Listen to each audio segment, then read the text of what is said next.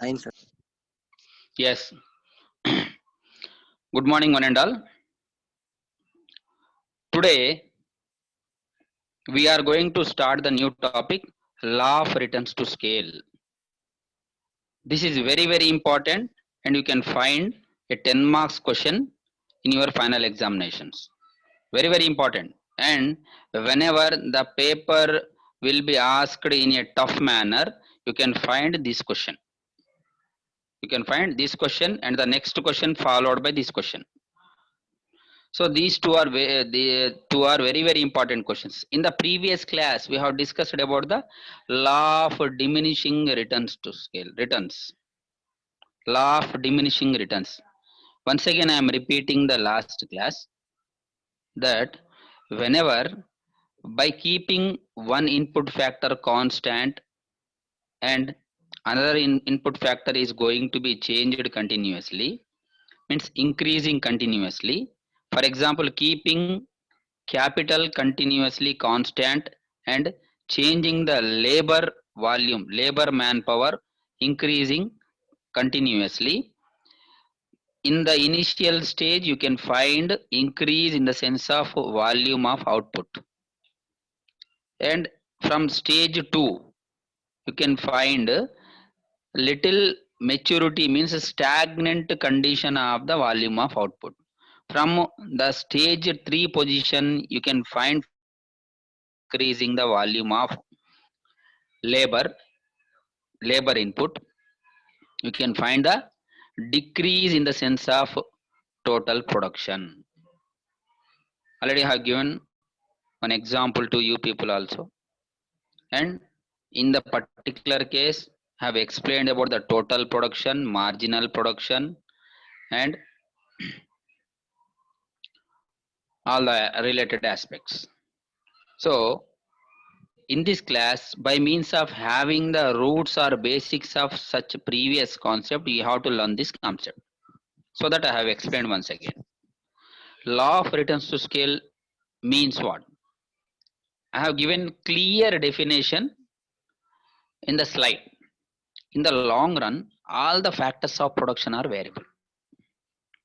Means already I said, two types of time periods exist in the economic environment.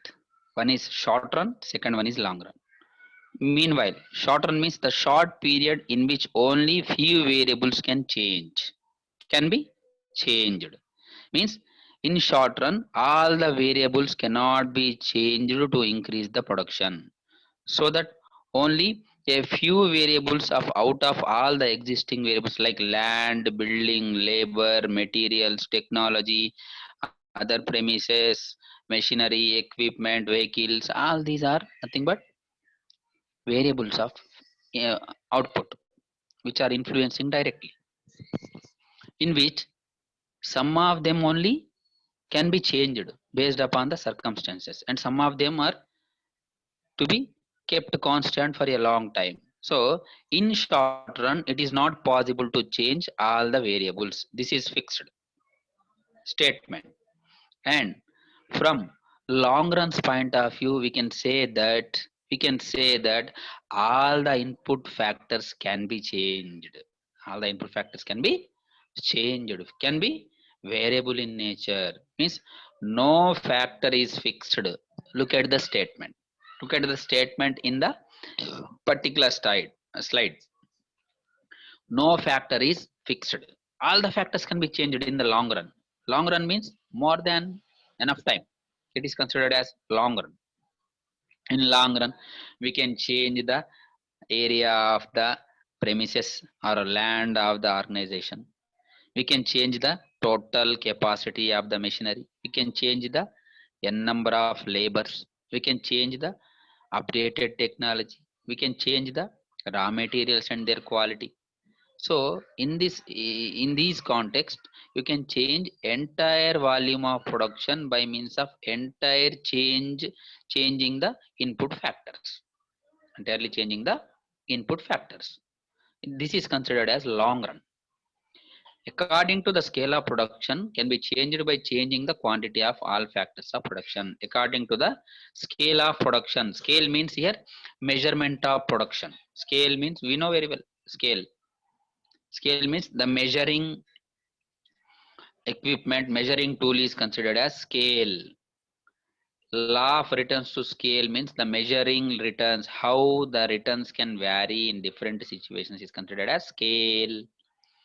Accordingly, the scale of production can be changed by changing the quantity of all factors of production. Changing the quantity of all factors of production. By means of changing all these input factors, we can change the output level also in long run. Next, definition. Okay, it is given by, this definition is given by, proposed by, okay, Kotoi, Kotoyannis, Kot, Kotsoyannis means, okay, the definition, the term returns to scale refers to the change in output as all factors change by the same proportion. For example, if you want to produce 1 kg of laddu, you need to use 750 grams of dal and 100 grams of ghee, like that, different proportions. If you want to increase 1 kg laddu to 2 kgs laddu, 1 kg laddu to 2 kgs laddu, automatically at that time you can definitely you should have to increase the dal proportion from 750 to 7 grams to 1500 grams, and ghee from 100 grams to 200 grams, and the remaining other ingredients from different proportions to doubling the proportions, because here you are going to you are intended to increase the output from output to 100%, then obviously you have to increase input factors also 100%. The term returns to scale refers to the changes in output as all factors change by the same proportion. That is the only thing we have to learn here. Without changing the input factors in a same proportion, it is not possible to produce the same level of output with the same quality and quantity. So, law of returns to scale. Law of returns to scale is of three types. First one is increasing returns to scale, second one is constant returns to scale, and third one is diminishing returns to scale. Very important. Increasing returns to scale, constant returns to scale, diminishing returns to scale. Next slide.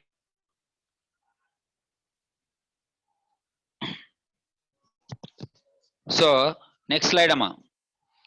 In the long run means the enough time, enough time. Previous slide, Amma. In the long run, uh, output can be increased by increasing all factors in the same proportion. Already I have given this statement in the previous slide also. Generally, law of returns to scale refers to an increase in output due to the increase in all factors in the same proportion. Such an increase is called returns to scale. Here, the equation is given. P1 equals to f of xl comma xk. xl comma l means labor, k means capital. L means labor, k means capital. X means the variable factor. Means if you substitute equal amount of input variables, 1x, 1l, 1k, 2l, 2k, 3l, 3k, obviously you can find the increase in the sense of quantity of output from P1 to 2P1, 3P1, 4P1, like that. If P1 increases in the same proportion as the increase in factors of production, that is P1 by P equals to X, P1 by P equals to X, it will be constant returns to scale. Constant returns means whenever if you are increasing 1 unit of labor and 1 unit of capital, automatically if you get the output, one additional output of P1, then it is considered as constant returns to scale. Constant means as usually by means of the level of increase in the sense of input, you can find the level of output. This is considered as constant returns. There is no change.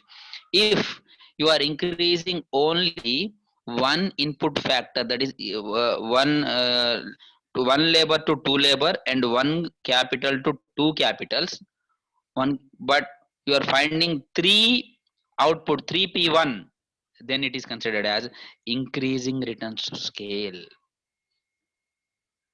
I think you got my point. I'm explaining once again. I'm repeating this point once again. For example, if you are using 1 kg dal and half kg rice, half kg sugar, 1 kg dal and half kg sugar, you can find, okay, 1 kg laddu maybe. In the same passion, if you are using 2 kg dal and 1 kg, 2 kg dal and 1 kg sugar, generally if you find 2 kg laddu, it is considered as constant returns to scale. The next step I am explaining once again. If you are using 3 kg dal and 1.5 kg of sugar, then at that time you are finding 3.5 to 4 kgs of laddu. Means here the output proportion is increased. Output is increased when compared to the input. Output is increased when compared to the input. By means of, without wastaging any amount of input factors due to the utilization, due to the transportation, and due to the perfect consumption of the fixed assets like machineries, equipments, and everything. If you are not losing any input factors in the sense of wastages, you can find the excessive amount of output than that of the to the previous cases. Such kind of thing is considered as increasing returns to scale. And furtherly, if you are increasing furtherly input factors, after that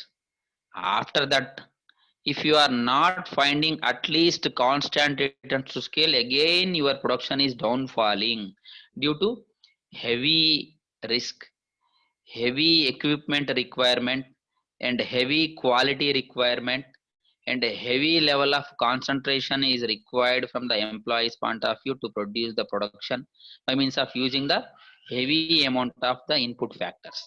At that time, 100% there may be a chance of losing the quantity of output.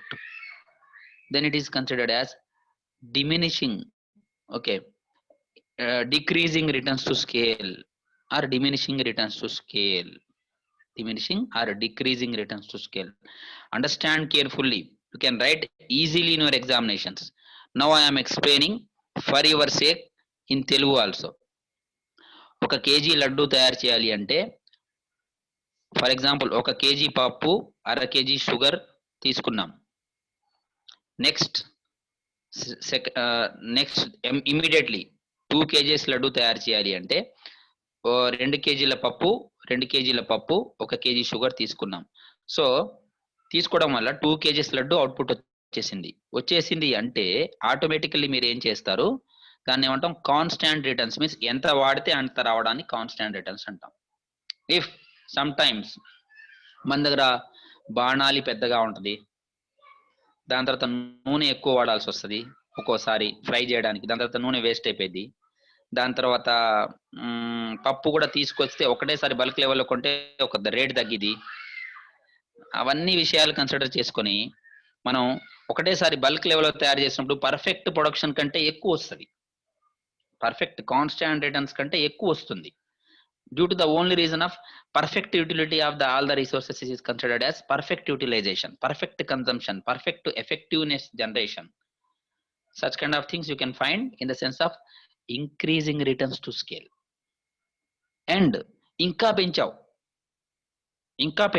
Input, but నీ బాణాలి size తక్కువ ఉంది.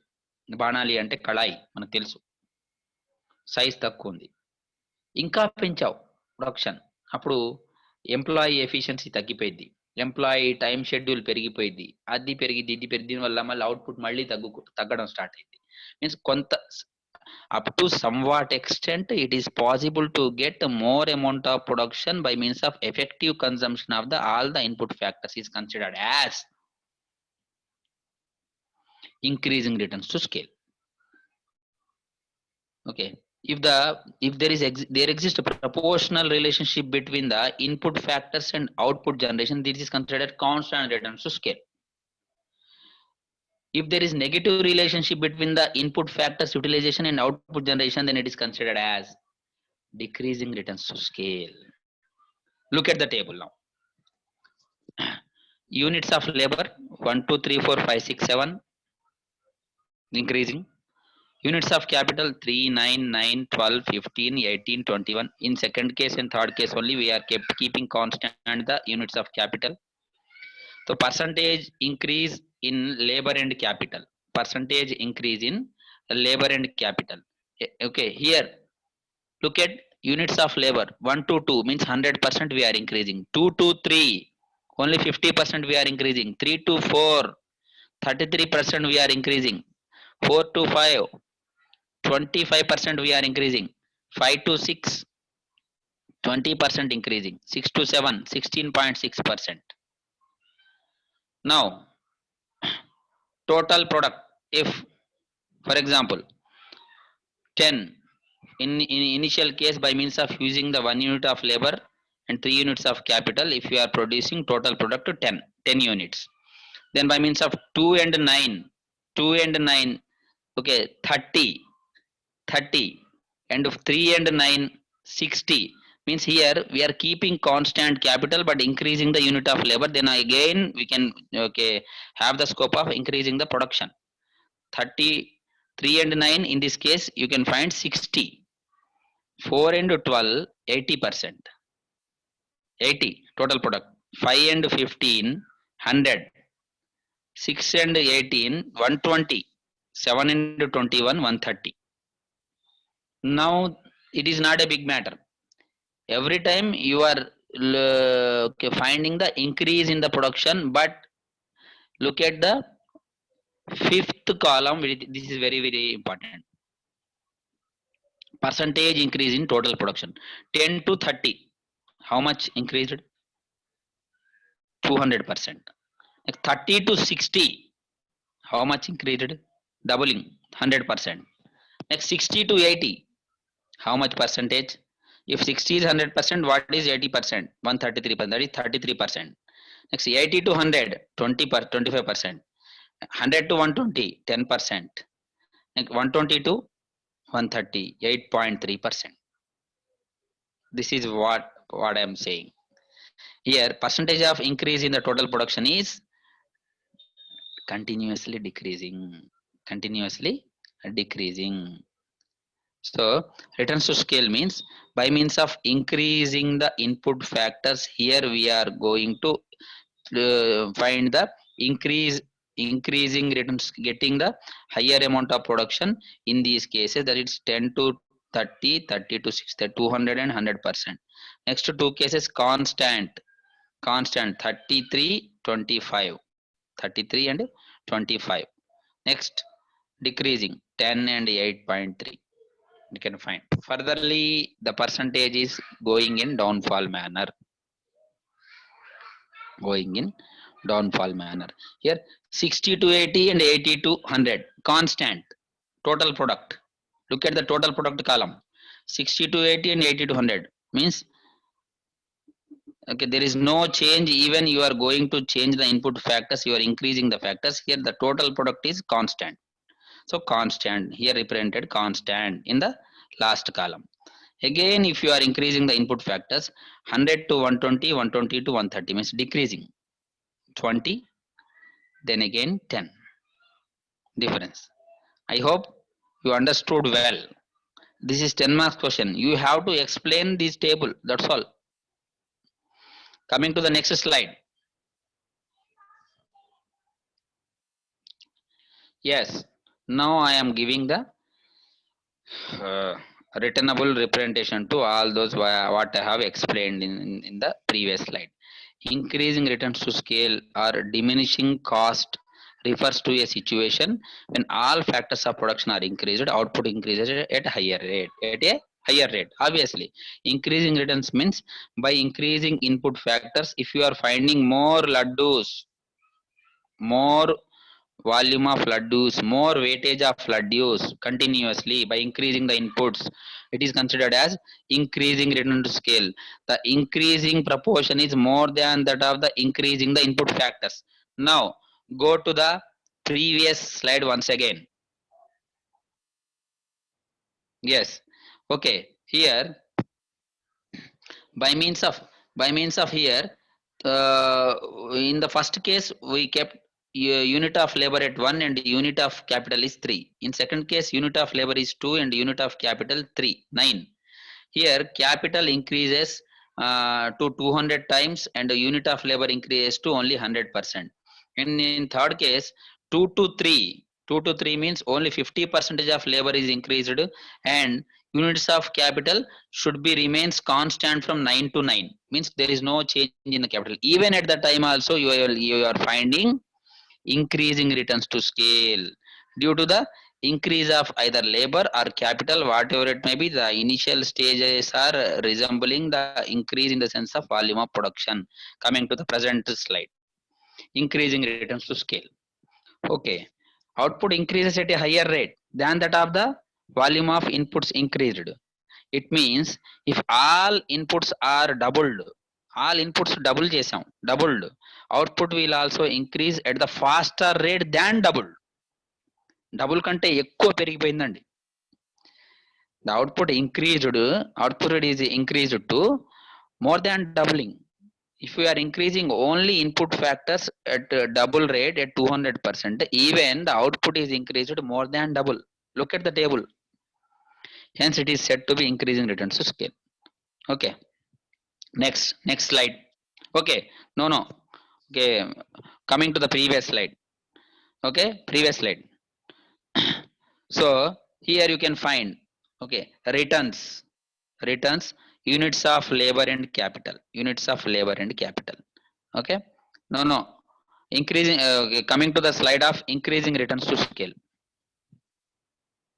Next slide. Yes, here find the graph by means of increasing the input factor from Q to Q1. You can find the production of output from P to P1. If you find the graph, automatically you can find the graph in such a way. Okay, next, diminishing returns to scale. Diminishing returns to scale means if you are increasing, next slide. Okay, diminishing returns to scale. Here if you are, okay, look at the graph, that's all, don't look at the total matter. If you are increasing the input factor, that is labor, in a higher rate, means the distance between the, observe at the distance between the Q to Q1, it is little larger than that of the distance between the P to P1, little larger. While increasing, even you are increasing the input factor from Q to Q1, you can find the increase in the sense of production at a decreasing rate, not in a healthy rate. Though you have increased a lot, okay, you have inserted a lot on one input factor in a great volume, it cannot generate the expected and proportional increase in the level of output. It is considered as diminishing returns to scale. So it is very important. Now coming to the third one, constant returns to scale. Constant, already I said, if you are increasing 1 unit of labor and 1 unit of capital, automatically means if you are increasing 100% input factors and you, then if you find the 100% output generation improvement, then automatically it is considered as constant returns to scale. Constant returns to scale. Constant returns to scale or constant cost refers to the production situation in which output increases exactly in the same proportion in which factors of production are increased. Factors of production are increased. In simple terms, if factors of production are doubled, output will also be doubled. In this case, internal and external economies are exactly equal to internal and external diseconomies. Means internal abilities of the organization and external economies. That is a different phenomena. I will explain once again. This is also one question belongs to this production function. So I will explain all those things about the internal economies and internal diseconomies, all the things. This situation arises when after reaching a certain level of production, economies of scale are balanced by diseconomies of scale. Means once the production reaches to the saturation position, again the production cannot be increased even the input factors are increased a lot. This is very, very clear. So this is the graph. Next slide. This is the graph for uh, constant returns to scale. Constant returns means QQ1 divided by PP1 equals to 1 or PP1 divided by QQ1 equals to 1. Means the ratio between the change of production is equals to the change in the quantity of input factors, then it is considered as this one. What is this one? Constant returns to scale. Next one, this is the okay, question is finished. Now coming to the part of next question, types of production functions. Types of production functions. First one is long run versus short run production functions. Already I said, I explained several times in this class and previous class and before to the previous classes also, that what is the meant for long run and short run. Means the production function which is going to be ascertained with the help of only changing certain amount of variable input factors rather than changing entire input factors is considered as short run. It can be explained in the sense of time. The time period in which only a few of the entire input factors can be changed is considered as short run. And the production function which is determined in the short run is considered as short run production function. Whereas long run production function. Long run production function means whenever if the entire input factors can be changed and the output level can be changed proportionate to the input changing in the input factors is considered as long run production function. It is also okay explained. It is also narrated in the sense of time period. If the all the input factors are having the time to change entirely, if you have the enough time to change all the input factors, it is considered as long run production function. Yes. In fact, short run in economy is next slide. No. Previous slide.